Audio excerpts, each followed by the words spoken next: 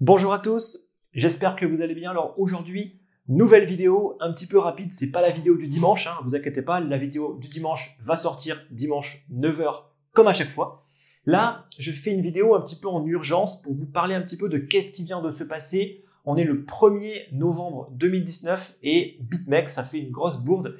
Ils ont tout simplement partagé à toute la terre entière leur base mail de leurs clients. Donc, comment est-ce qu'ils ont fait? Premièrement, il faut comprendre que quand on veut envoyer un email de masse, en général, il y a plusieurs moyens.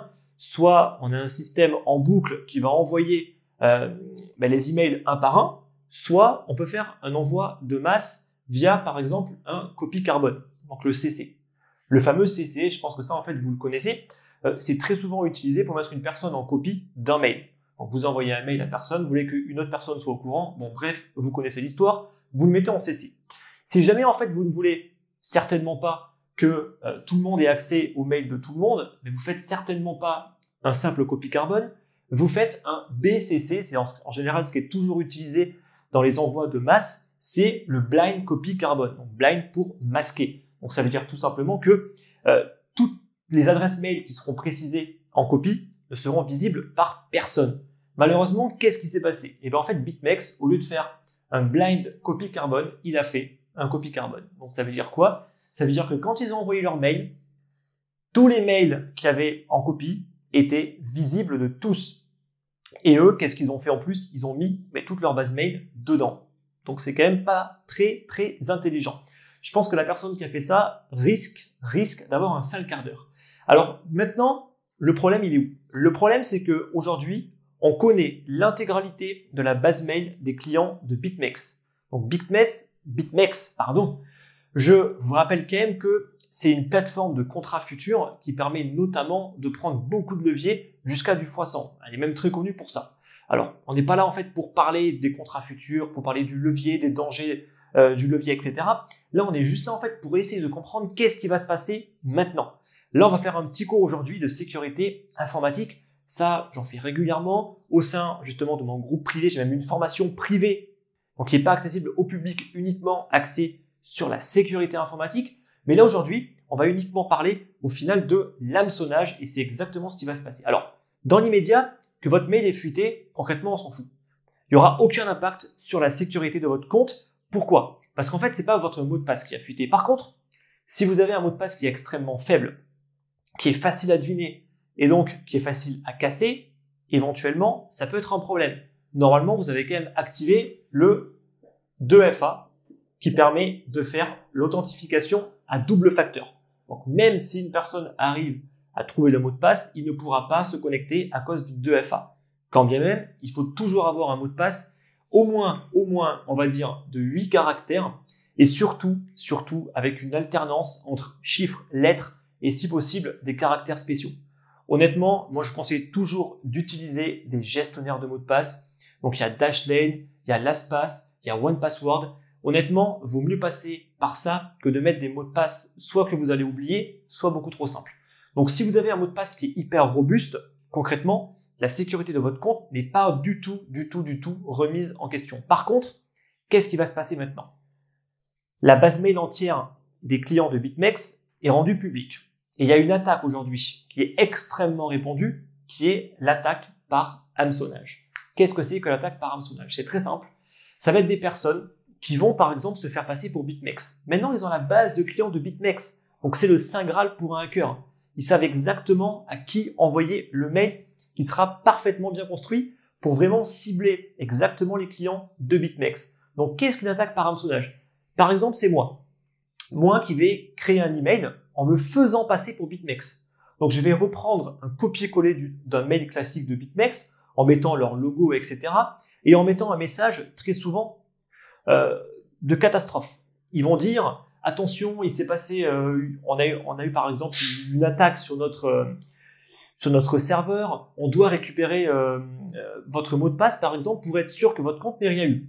En fait, ils vont chercher des prétextes pour soit que vous cliquiez sur un lien, soit que vous leur donniez votre mot de passe. Alors, le mot de passe, en général, maintenant, c'est assez connu. on sait qu'il faut jamais donner son mot de passe. Donc, qu'est-ce qu'ils vont faire? C'est un lien. Donc, ils vont tout simplement vous envoyer un email. Bon, on va dire que ça, c'est un email qui se fait passer pour BitMEX. Ils vont pouvoir l'envoyer à toute la base de clients de BitMEX et les vrais clients. Donc, c'est là le problème, en fait. C'est-à-dire que beaucoup de personnes risquent de se faire avoir. Ils vont envoyer un email. Alors, très souvent, l'email va venir, en fait, d'une adresse qui n'est pas du tout celle de BitMEX. Ça peut être vulgairement soit un Gmail, soit ils peuvent se faire même passer pour BitMEX. Je rappelle que n'importe qui peut utiliser en fait le nom de domaine de n'importe qui. Alors en fonction des messageries que vous utilisez, le mail pourrait passer ou ne pas passer, bien évidemment. Car en fait, on peut vérifier, je ne vais pas rentrer dans le détail, si le domaine qui est utilisé pour envoyer en fait le mail, donc le domaine c'est par exemple, c'est @bitmex.com, peu importe, hein. Ça c'est le nom de domaine. Il faut comprendre que n'importe qui peut usurper ce nom de domaine. Par contre, ça va se voir. Ça va se voir en fait tout simplement. Les clients, en général mail, le voient. Et nous aussi, si on sait quoi regarder, on peut voir qu'au final, le nom de domaine n'a pas été vérifié. Normalement, on peut vérifier en fait le nom de domaine. Là, je ne vais pas forcément rentrer dans le détail de savoir comment est-ce qu'on fait exactement d'un point de vue technique. Ce qu'il faut comprendre, c'est que vous devez vraiment prendre avec des pincettes aujourd'hui tous les emails qui vont se faire passer pour BitMEX. Alors, moi, je pense qu'ils vont cibler principalement BitMEX, parce qu'ils vont avoir la base mail de BitMEX. Mais ça pourrait être au final d'autres emails. Ils pourraient très bien supposer que vous avez un compte chez Binance et se faire également passer pour Binance. Et ils vont envoyer ce mail à toutes les personnes qui ont un compte chez BitMEX. Et les chances pour que vous ayez un compte chez BitMEX et Binance sont plutôt élevées. Donc en fait, là, vous devez faire très attention de tous les mails que vous allez recevoir si vous êtes dans cette mailing list. Donc ça veut dire si vous avez un compte chez BitMEX. Alors, les attaques par hameçonnage sont très simples. Dans le mail, on va vous faire cliquer sur un lien. Ça, c'est obligatoire. Et très souvent, on va vous envoyer sur une page web.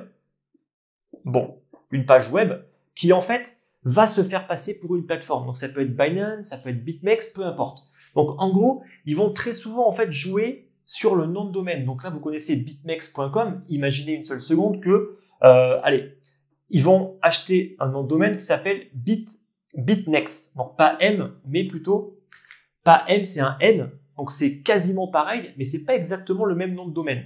Comme ça, en fait, ils vont vous rediriger sur ce site.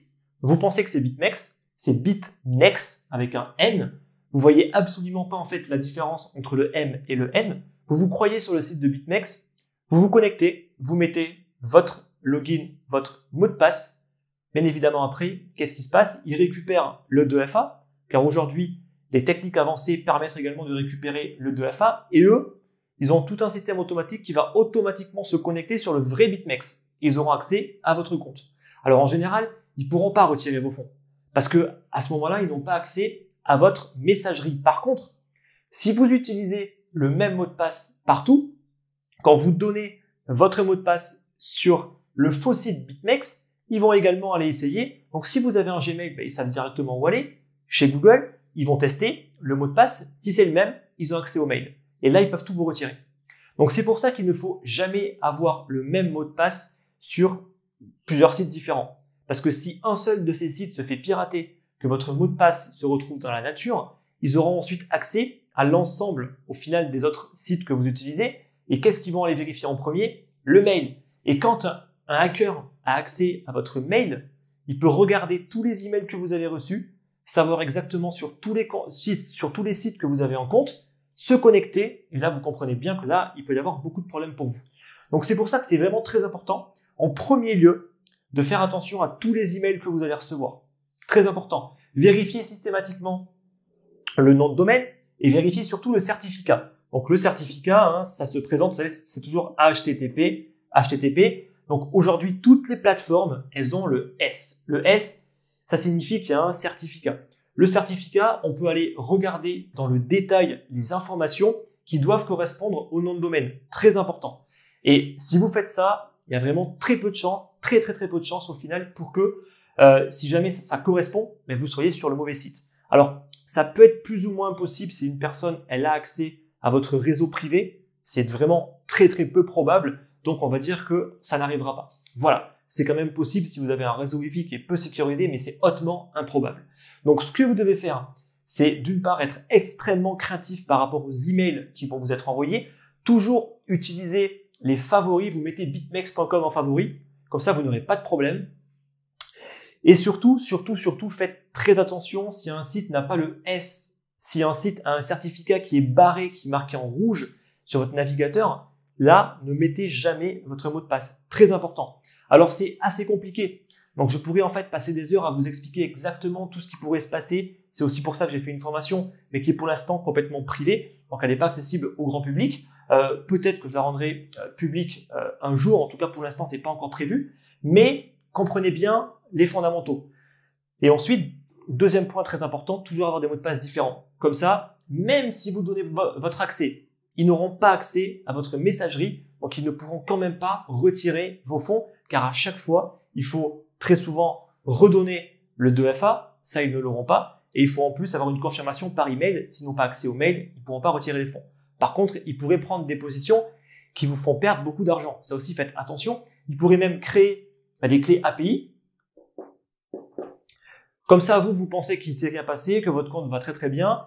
Ils créent tout un tas en fait de clés API pour après faire une attaque sur la plateforme BitMEX en faisant par exemple une attaque en envoyant tout un tas en fait d'ordres sur une seule paire. Alors c'est peu probable aujourd'hui, mais c'est possible. Après bon, il y a tout un tas d'attaques qui sont possibles aujourd'hui. Là, BitMEX sont quand même au courant. À mon avis, ils vont communiquer, mais faites très attention. Je peux vous assurer qu'il y aura tout un tas d'attaques par hameçonnage qui vont être essayées dans les heures, voire les jours à venir. Donc faites attention par rapport à ça. Et au mieux, si vous le pouvez, recréer un nouveau compte avec une nouvelle adresse. Et l'adresse qui a été compromise, vous l'oubliez durant un certain temps. Et vous faites super attention aux emails qui ont été mis dessus. Voilà. J'espère que c'est clair. Donc si jamais vous avez des questions par rapport à tout ce que je viens de dire, n'hésitez pas. J'espère que maintenant c'est très très clair sur qu'est-ce que vous devez faire, comment faire pour vous protéger. J'ai un petit peu essayé en fait de vous expliquer qu'est-ce qu'un hacker va faire parce que c'est comme ça qu'on peut se protéger. C'est en comprenant qu'est-ce que vont faire les gens, qu'est-ce que vont faire les personnes mal intentionnées qu'on peut s'en protéger. Si on ne comprend pas ce qu'elles font, on ne peut pas s'en protéger. Voilà. Donc, j'espère que c'est clair. Je m'excuse pour la résonance de la pièce. Je suis en train de retravailler un petit peu la nouvelle pièce pour les nouvelles vidéos. Il y a encore un gros problème de résonance. Je vais corriger ça dans les semaines à venir. Ne vous inquiétez pas. Si vous avez des questions, surtout, n'hésitez surtout pas à les poser dans l'espace de commentaires. Si vous avez aimé la vidéo, n'oubliez pas de mettre le like pour le soutien. Et quant à nous, écoutez, on se retrouve dimanche 9h pour la prochaine vidéo. Merci et bon week-end à tous.